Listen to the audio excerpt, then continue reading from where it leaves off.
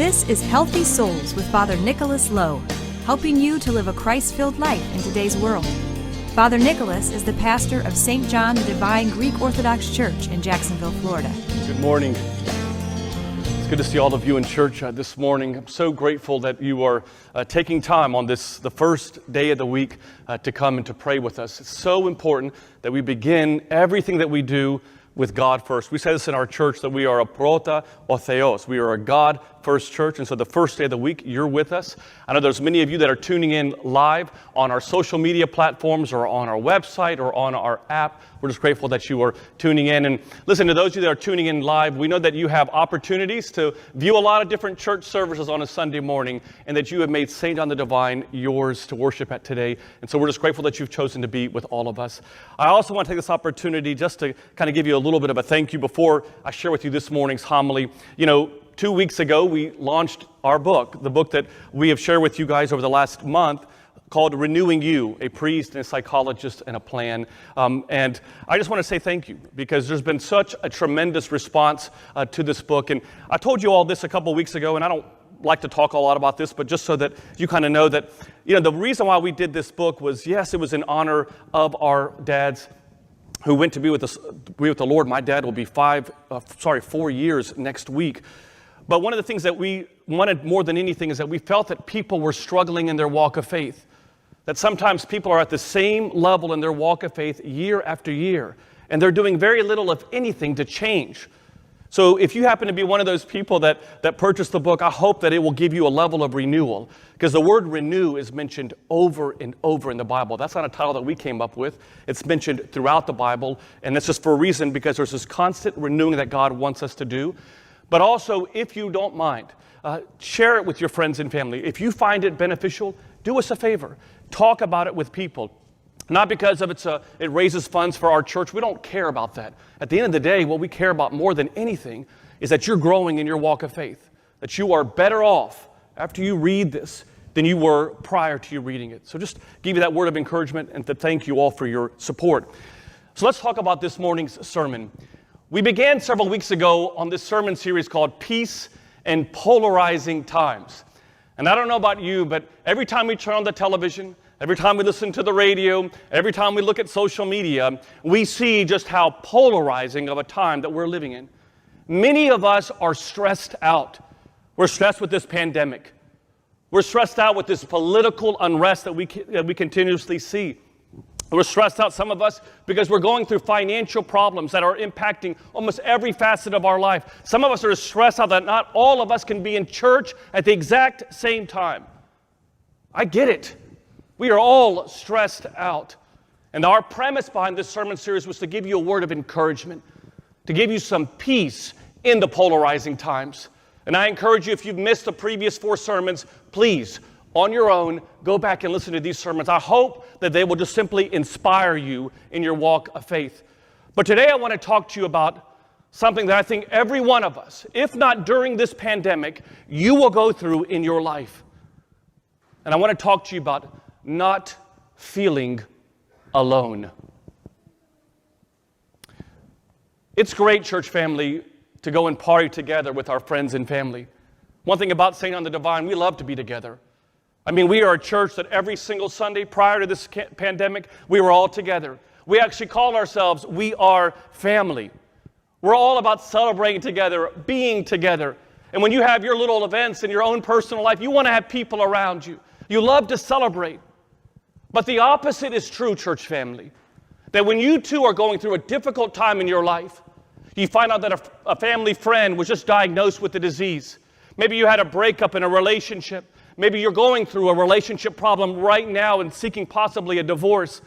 Maybe you right now are having financial problems. It is extremely have a tendency as a people to want to withdraw, to go into solitude, and to isolate ourselves. We can very easily in these times go through these seasons of isolation, withdrawal, and loneliness. And especially now, in this pandemic, do we see this?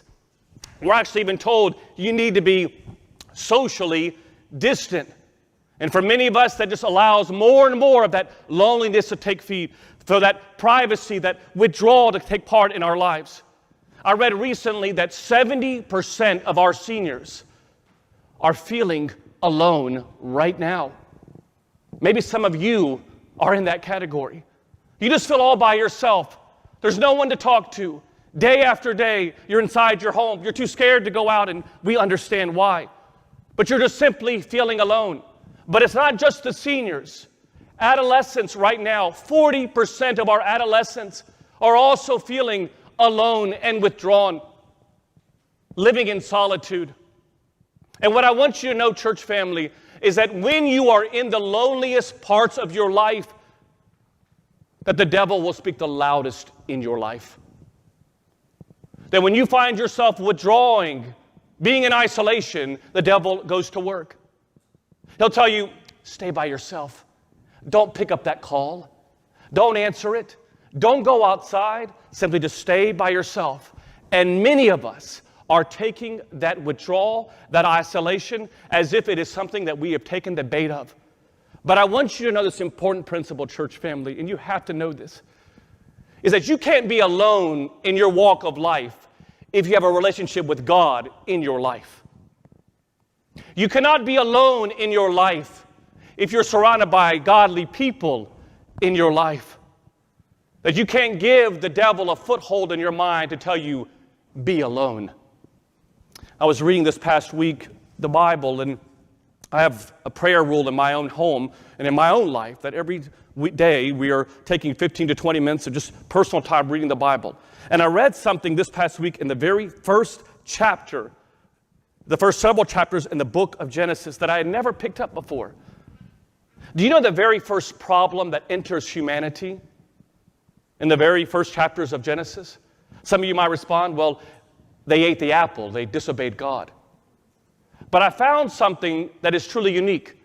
The entrance of the devil doesn't come about till chapter 3 of the book of Genesis.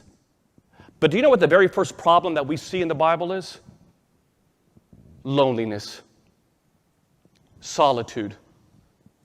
Jesus says, man will never live alone by himself. Like God knew that we would sometimes want to withdraw, to isolate ourselves.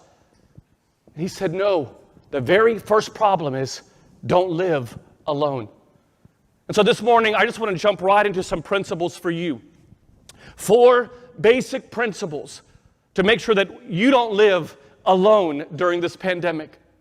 Here's number 1, that you can't live alone in your life if you have someone caring for your life. It's interesting in the Gospel of John chapter 13. It's the night before Jesus goes to be on the cross. He's sitting down at what we call the mystical supper, what everybody in the West calls the Last Supper.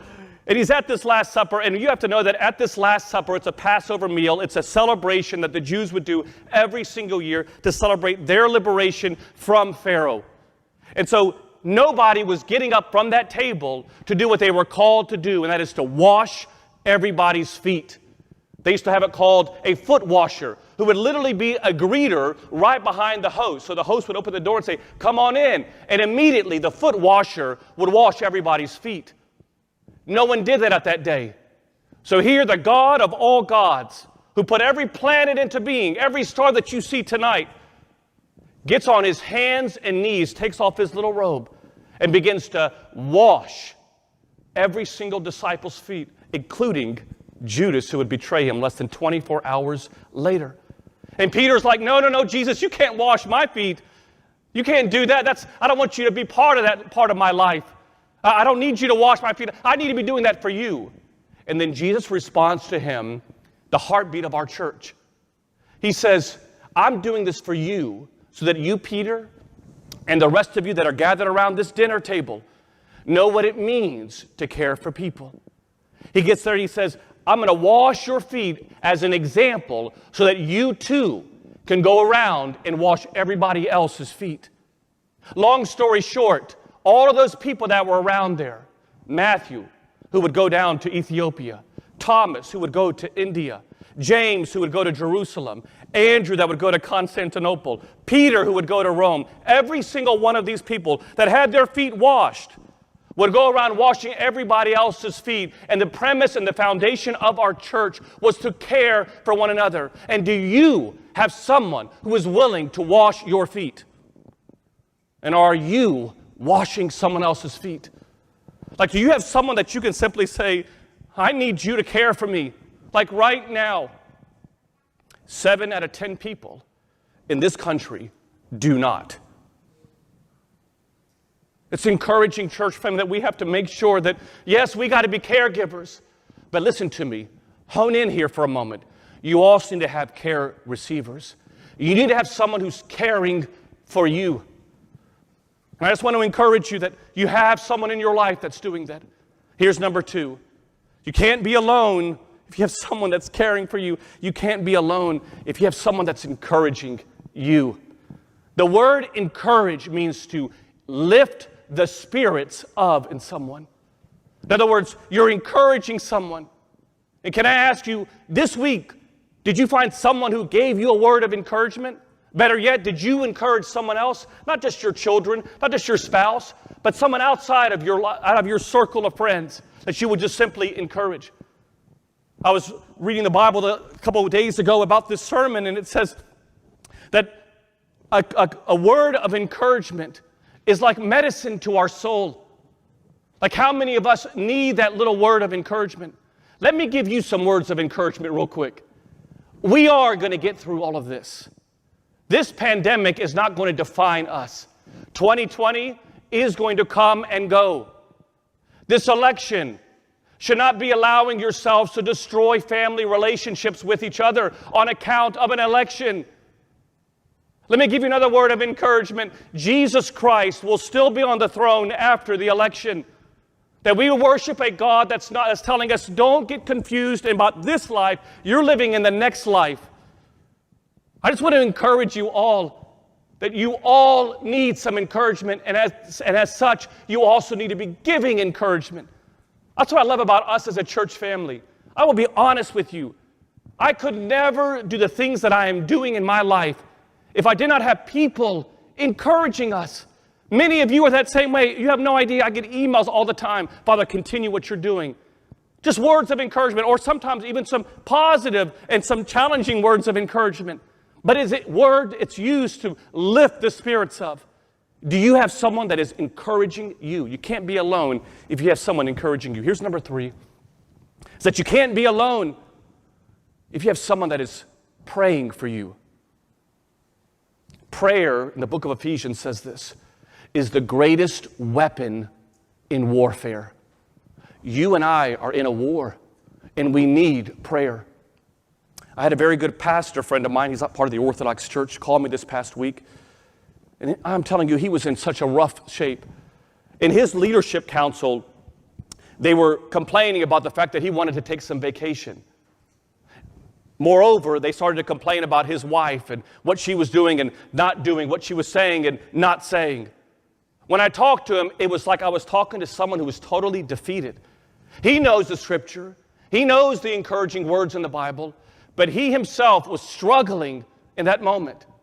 I don't know if you're aware of this, especially those of you that may be tuning in from churches outside of Jacksonville, but the third highest level of PTSD after the military and first responders, that's post-traumatic stress disorder, are priests. I want that to sit in there just for a little bit because I know I'm blessed. I've got a great community that watches out for me. But some of you that are tuning in, watch over your priests. The third highest level of PTSD are priests and clergy.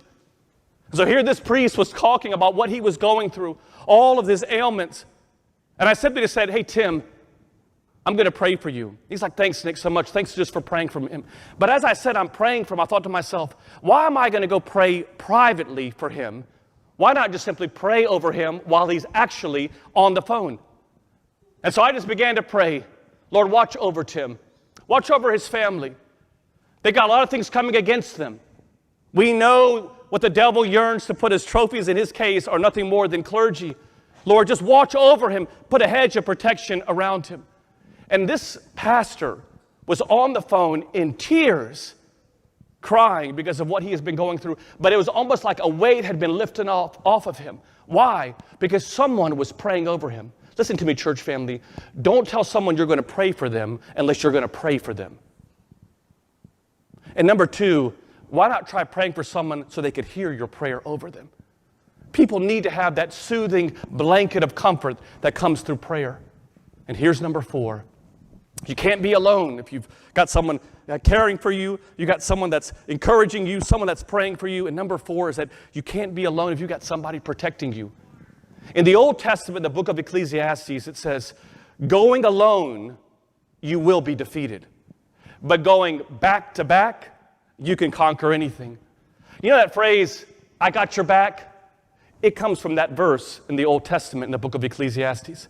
It was popularized during World War II, whenever the Allied forces would go into a city. And whenever they were going there in a city to protect themselves from any potential bombs or mines that may have been planted, they would the soldier would walk in first, and then there'd be a soldier literally right on his back as he would go through that city.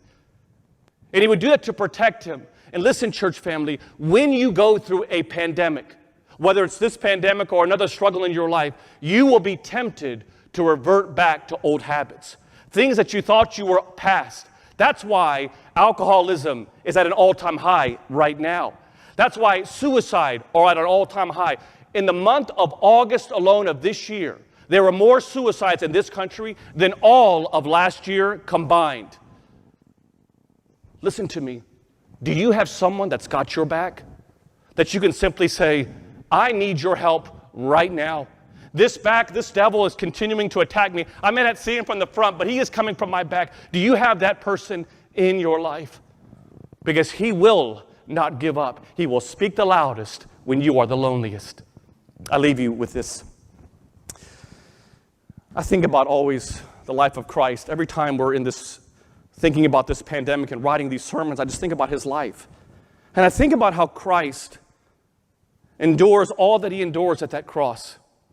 The beating. And we were in Jerusalem a couple years ago as a church, and many of you may remember who were with me, remember that large post that Jesus was tied to as he was being flogged 39 times. 13 on the right trapezius muscle, 13 on the left trapezius muscle, 13 right down the center of his back. And as he would carry the cross, listen, church family, 2,000 feet that weighed 125 pounds. And as he was carrying this, he could easily carried it on his own. But even in carrying his cross, what does Jesus do? He organizes a plan to have the Romans. He puts a little thought in their mind and says, hey, Romans, see that guy Simon of Cyrene, little city that's in northern Libya today. See that guy Simon of Cyrene? Tell him to help me carry my cross. So Simon comes on over and carries this 125-pound cross, the other 1,000 feet to the cross.